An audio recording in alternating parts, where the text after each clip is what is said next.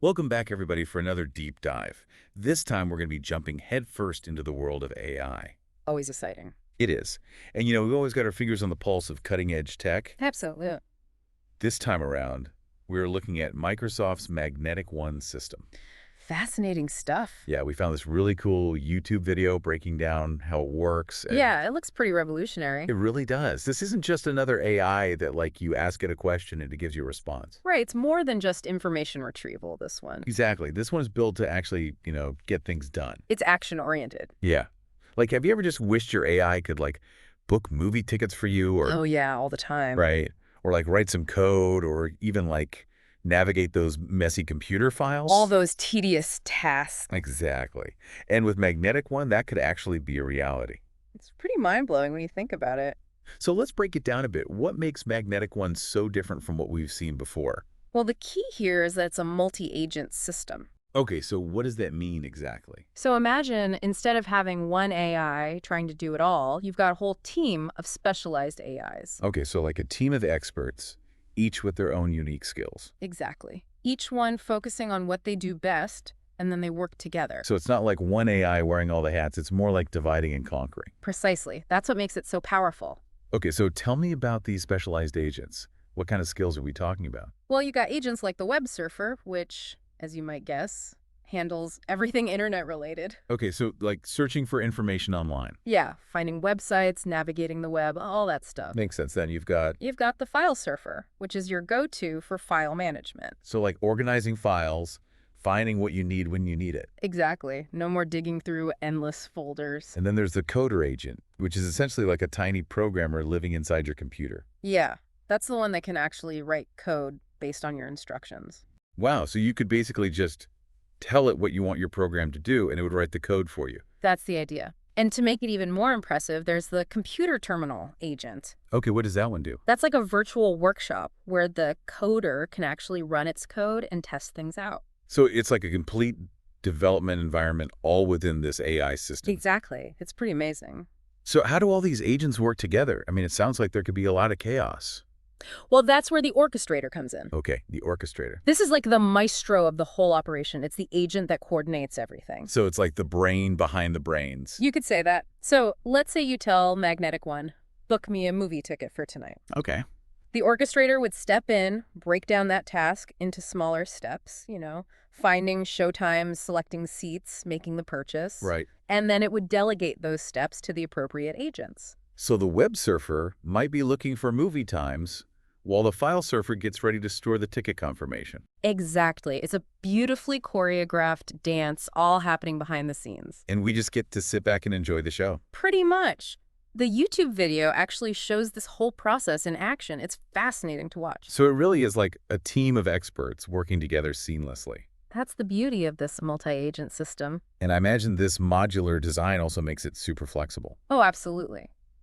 Need your AI to handle a new task. Yeah. Just plug in a new agent. Want to simplify things for a specific job? Mm. Just remove an agent. It's like building with Legos. You can customize it to fit your exact need. That's the idea. It's adaptable, and that's what makes Magnetic One so powerful. Okay, so what's the magic behind all of this? How are they making these agents work together so effectively? Well, the video mentions this really cool framework called Autogen. Autogen. Yeah, it's an open source platform that allows Magnetic One to work with different large language models, or LLMs. Okay, LLMs, those are like the brains of the AI, right? Exactly. Think of them as different types of AI brains, each with its own strengths and weaknesses. So Magnetic One isn't limited to just one type of AI.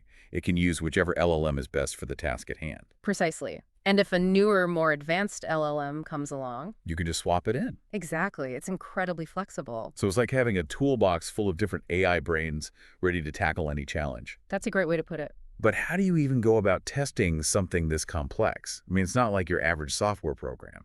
Right, well, they've got this tool called Autogen Bench, which is specifically designed for testing multi-agent systems. Okay, so Autogen Bench is like a virtual testing ground for these AI agents. Exactly, and they put the agents through their paces using real-world scenarios. So they're not just testing them in some abstract theoretical way. They're actually seeing how they perform in practical situations. Exactly. They've got these benchmarks like Gaia Assistant Bench and Web Arena, which are designed to mimic real-world tasks. So it's like giving the AI a job interview to see if it can actually handle the work. Pretty much. And according to the video, Magnetic One is performing really well. It's holding its own against some of the most sophisticated AI systems out there. That's impressive.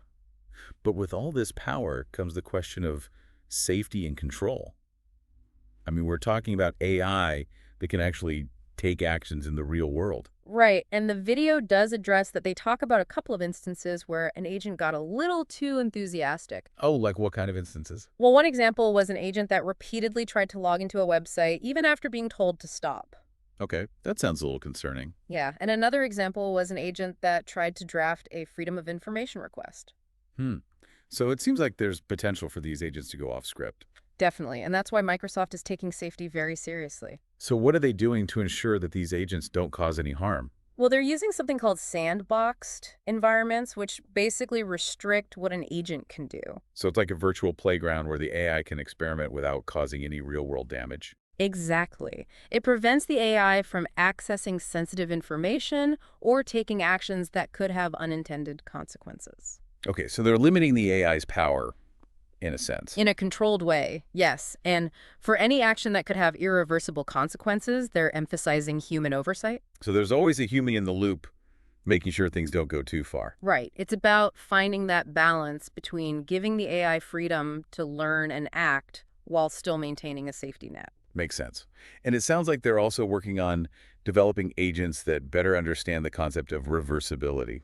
Yeah, so if an agent does something wrong, it can undo the action or at least mitigate the damage. That's reassuring. It seems like they're really trying to get ahead of the potential problems and build in safeguards from the ground up. Absolutely, they're taking a very proactive approach to AI safety. Which is great to see because with any powerful technology, there are always potential risks. Right. It's all about managing those risks responsibly.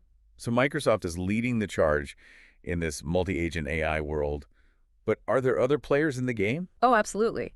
The video mentions other companies like OpenAI and IBM who are also working on similar systems. Okay, so it's not just a Microsoft thing. This is a whole new frontier of AI research. Exactly.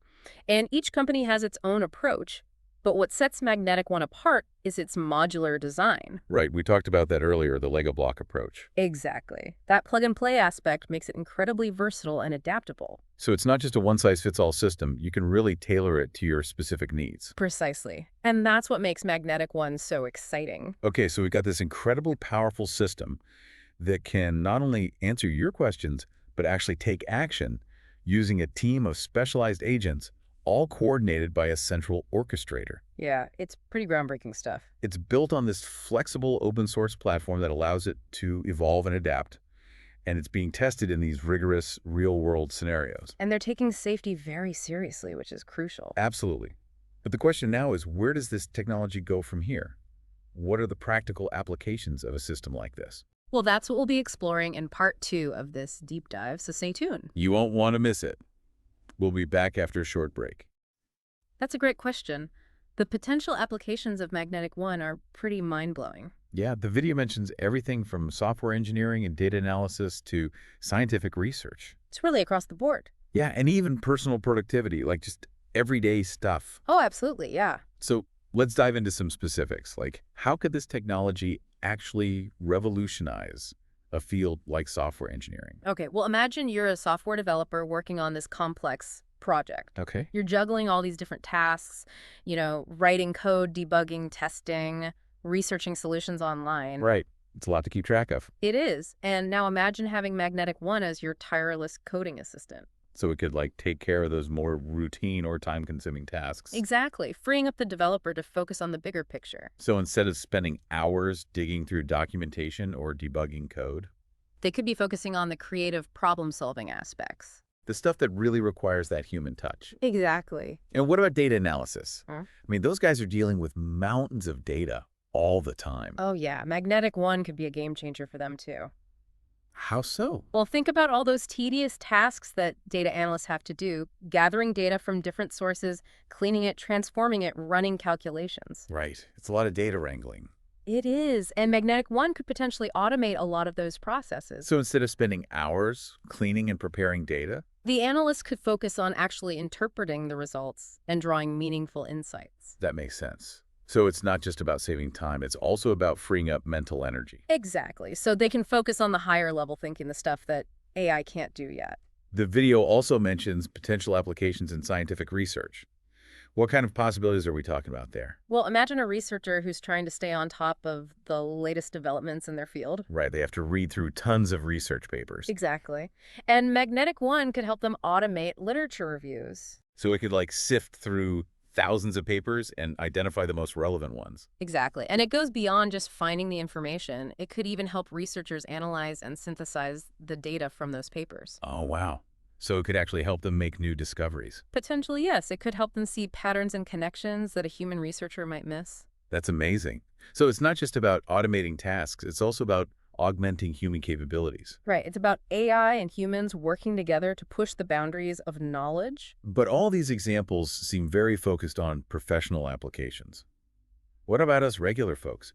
How could Magnetic One impact our daily lives? Well, think about all the time we spend online, booking flights, researching products, managing our calendars, sifting through emails. It's a lot. It can be overwhelming sometimes. It can be, and Magnetic One could act as your personal digital assistant, handling a lot of those tasks. So we could like learn my preferences, anticipate my needs, and basically just make my life easier. Exactly. It could streamline all those digital errands and free up your time for more important things. It's like having a personal concierge who's also a tech expert.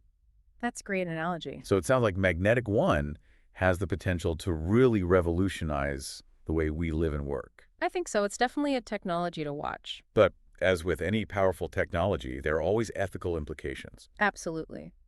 We need to think about the potential impact on jobs and the economy. Right. And we need to make sure that these systems are developed and used responsibly. It's not just about the technological advancements, it's also about the societal impact. So we need to have those tough conversations about ethics and fairness. Exactly. And those conversations need to involve a diverse range of voices, technologists, ethicists, policymakers, and the public. Because ultimately, technology is a tool, and it's up to us to decide how we use it. Right. It's about shaping the future of AI in a way that benefits all of humanity. Well said. It's a reminder that we all have a responsibility to stay informed and engaged. And to keep asking those tough questions. Because the future of AI isn't predetermined. It's something that we're actively creating. And that brings us to our final part, where we'll be exploring some of the bigger philosophical questions surrounding AI. So stay tuned for part 3, where we'll delve into the nature of intelligence and what it means to be human in the age of AI.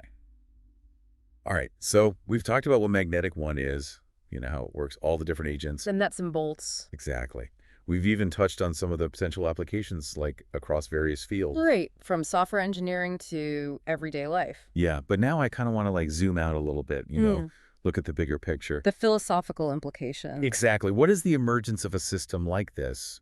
Tell us about intelligence itself. Ooh, that's a deep one. Right, because we tend to think of intelligence as like this uniquely human thing. Right, like something that sets us apart. Yeah, but Magnetic One kind of challenges that notion. It does in a way. It's like it's presenting this different kind of intelligence. Yeah, like a distributed intelligence. Right, like a collective mind where all these different agents each contribute their own piece of the puzzle. And together they create something much greater than the sum of their parts. Exactly. It's like that old saying, two heads are better than one, but on a whole other level. Right, and it makes you wonder, like, what are the limits of this kind of intelligence? Yeah. Could these multi-agent systems eventually surpass human capabilities in certain areas? It's a bit of a scary thought. It is. It's like all those sci-fi movies where the AI takes over. Right. But maybe it doesn't have to be like that. Maybe it's not about AI versus humans. Yeah, what if it's about AI and humans working together? Collaborating, each bringing our own strength to the table. Like, imagine if we could combine the power of AI with human creativity and intuition. That's a powerful combination. Right. We could solve some of the world's biggest problems. Like climate change, disease, poverty. Yeah, the possibilities are endless. It's an exciting time to be alive. It really is. But it's also important to remember that, technology is a tool. It's how we use it that matters. Exactly. We need to make sure that we're developing and using AI in a way that benefits everyone. Responsibly and ethically. Yeah, and that requires thoughtful conversations, involving everyone, not just the tech experts. Absolutely. It's a shared responsibility. So as we wrap up our deep dive into Magnetic One, I'm feeling a mix of like awe and cautious optimism. I get that. It's clear that we're on the cusp of something truly transformative with this technology. It has the potential to reshape our world. But it's up to us to make sure that it's a positive transformation. We need to stay informed, stay engaged, and keep asking those tough questions. That's what we're all about here on the Deep Dive. Exploring the frontiers of technology and what it means for humanity. So keep learning, keep questioning, and keep diving deep. We'll see you next time.